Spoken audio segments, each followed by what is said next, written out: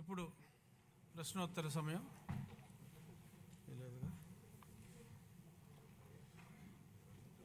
Question number 1368 home minister గారు. ధన్యవాదాలు అధ్యక్ష. మొదటి ప్రశ్నకు సమాధానం అవునండి. ఆంధ్రప్రదేశ్ ఒడిశా సరిహద్దుల వెంబడి ఉన్న అటవీ మరియు కొండ ప్రాంతాల కారణంగా రోడ్డు మార్గం ద్వారా గంజాయి అక్రమ రవాణాకు సంబంధించి చెదురుమదురు సంఘటనలు నమోదయ్యాయి. బి ప్రశ్నకు అధ్యక్ష, ప్రభుత్వం, పోలీస్, అదేవిధంగా ఈగల్ మరియు అనుబంధ విభాగాల ద్వారా సమగ్రమైన మరియు సుస్థిరమైన చర్యలు చేపట్టింది.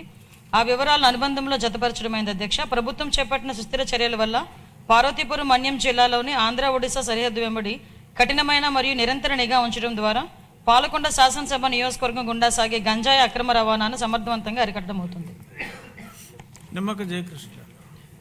అధ్యక్ష, ధన్యవాదాలు అధ్యక్ష.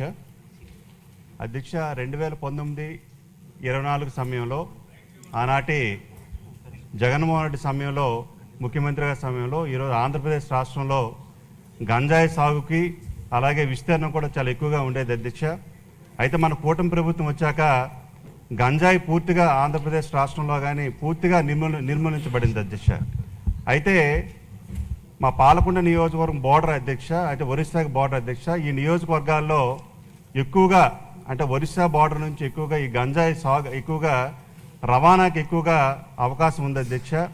అంటే గౌరవ హోంమంత్రి గారికి నేను అడుగుతుందండి అధ్యక్ష, ఏమైనా ఇంకా పటిష్టమైన చర్యలు, ఈ పటిష్టమైన చర్యల వల్ల గంజాయి రవాణా అనేది పూర్తిగా, అంటే పటిష్టమైన చర్యలు పెంచడం వల్ల గంజాయి రవాణా పూర్తిగా అరికట్టవచ్చు అధ్యక్ష. అటువంటి చర్యలు ఏమైనా ఇంకా పూర్తి స్థాయిలో గట్టి భద్రత ఏర్పాటు చేసి పూర్తి స్థాయిలో నిఘాను పెంచి ఈ అక్రమ గంజాయి రవాణా ఇంకా పూర్తి స్థాయిలో అడ్డుకోవాలని గౌరవ హోంమంత్రి గారికి అడుగుతున్నాను అధ్యక్ష. మంత్రి గారు. అధ్యక్ష, గౌరవ సభ్యులు చెప్పిన ప్రకారం అధ్యక్ష, యాక్చువల్గా మనకి 2019 తర్వాత గంజా సాగు ఇంచుమించుగా ఎలా అయిపోయిందంటే, గంజా ఆంధ్రప్రదేశ్గా మన సంగతి మనందరికీ తెలుసు. తర్వాత మనకి ఎన్డీఏ గవర్నమెంట్ వచ్చిన తర్వాత ఇమీడియట్గా దాన్ని ఈగల్ మనం స్థాపించుకొని ఈగల్ ద్వారా మ్యాక్సిమం గంజా సాగునైతే అధ్యక్ష నేను చాలా హ్యాపీగా చెప్పగలను, గర్వంగా కూడా చెప్పగలను. ఈరోజు ఆంధ్రప్రదేశ్లో గంజా సాగు అనేది జీరో కల్టివేషన్ అధ్యక్ష. ఎక్కడా కూడా గంజా సాగు లేదు అని చెప్పి సభాపూర్వకంగా మీ అందరికీ కూడా తెలియజెప్పడానికి కూడా అందరి సహకారం లభించినందుకు కూడా అందరికీ కూడా నేను ధన్యవాదాలు తెలియజేసుకుంటున్నాను అధ్యక్ష. ముఖ్యంగా ఇప్పుడు మనకి ఉన్న ప్రాబ్లం కాస్త ఏఓబి ప్రాంతాలు, అంటే ఒరిస్సా నుంచి వచ్చేటప్పుడు కానీ కొంత ట్రాన్స్పోర్టేషన్ అయితే మన ఆంధ్రప్రదేశ్ గుండా సాగుతుంది. ఇప్పుడు ఎక్కడైతే దానికి సంబంధించి ఇంతకుముందు చెక్ పోస్టులు అయితే ఏర్పాటు చేశారు, కానీ చెక్ పోస్టులని కూడా ఎక్కడ కూడా నిఘా పెట్టి కానీ కొంచెం దాన్ని బాగా ఎక్కువగా ఎఫెక్టివ్గా పనిచేసేటట్టుగా ఎక్కడ కూడా పెట్టుకోవాలి. ఆల్రెడీ మన ఎన్డీఏ గవర్నమెంట్ వచ్చిన తర్వాత అధ్యక్ష చూసుకుంటే 1-2 చోట్ల మాత్రమే చెక్ పోస్టులు ఏర్పడే పరిస్థితి. కానీ మనం ఏం చేసామంటే ఇప్పుడు ఇంటర్ స్టేట్ చెక్ పోస్టుల కింద సుమారుగా 5 జిల్లాల్లోని కూడా దగ్గర 35కు పైగా చెక్ పోస్టులు పెట్టుకున్నాం అధ్యక్ష.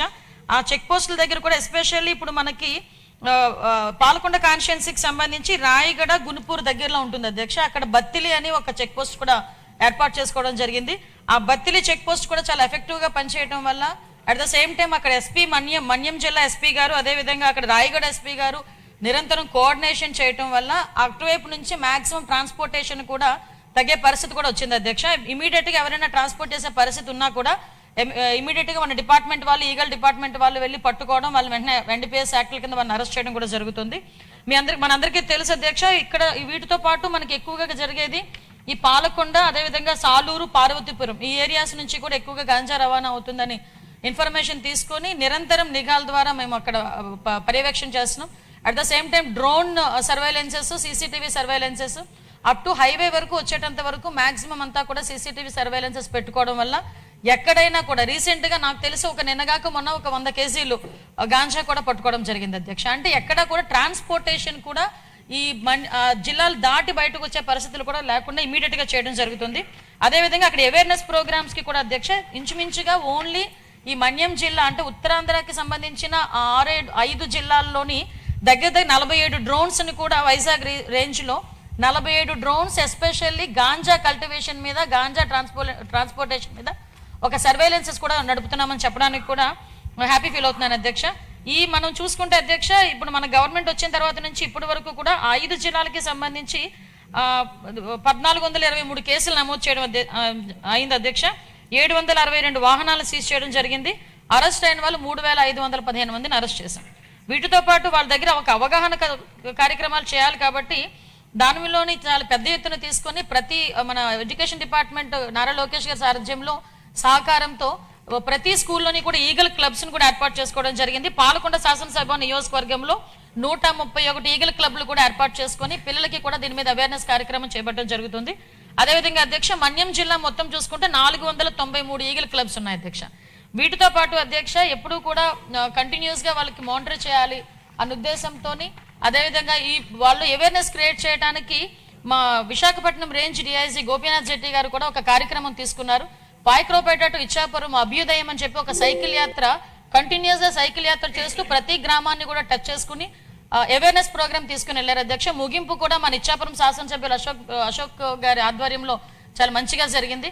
ఒక పక్క అవగాహన కార్యక్రమాలు, ఒక పక్క సర్వైలెన్సెస్ రెండు కూడా కోఆర్డినేట్ చేసుకుంటూ, అవే కాకుండా ఇంటర్ స్టేట్ కోఆర్డినేషన్తో కూడా మనం ముందుకెళ్తూ ఈ ట్రాన్స్పోర్టేషన్ అనేది అరికట్టడానికి కూడా మేము కృషి చేస్తున్నాం. దానికి కూడా అందరినీ కూడా సహకరించాల్సిందిగా కోరుకుంటున్నాం. సప్లిమెంటరీ ఏమన్నా ఉందండి? ఎవరు కాదు, వేరే వాళ్ళకి కాదండి, వాళ్ళు కొంచెం మైక్ ఇష్యూ ఉంది కాబట్టి. జయకృష్ణ గారు ఇంకేమన్నా అడిగేది ఉందా మీరు? సప్లిమెంటరీ. హోమ్ మినిస్టర్ గారు అద్భుతమైన హోంవర్క్ చేసుకుని వచ్చారు, చాలా బాగా చెప్పారు. Question number 1174 Nara Lokesh. అధ్యక్ష, మొదటి ప్రశ్నకి సమాధానం అవునండి, రెండో ప్రశ్నకి సమాధానం అవునండి, మూడో ప్రశ్నకి సమాధానం అవునండి, నాలుగో ప్రశ్నకి సమాధానం వివరాలన్నీ అనుబంధంలో జత చేతమైనది. శ్రీమతి గౌతు శిరీష్. ధన్యవాదాలు అధ్యక్ష. గత ప్రభుత్వం పాఠశాలల విషయంలో అస్తవ్యస్త నిర్ణయాలతో నాడు నేడు పేరుతో అనేక అక్రమాలకి పాల్పడింది అధ్యక్ష. వాటి కారణంగా నేటికి కూడా అనేక పాఠశాలల్లో నిర్మాణంలో ఉన్న భవనాలు, మరుగుదొడ్లు కానీ వారికి మంచినీటి సౌకర్యాలు కానీ పూర్తి కాలేదు అధ్యక్ష.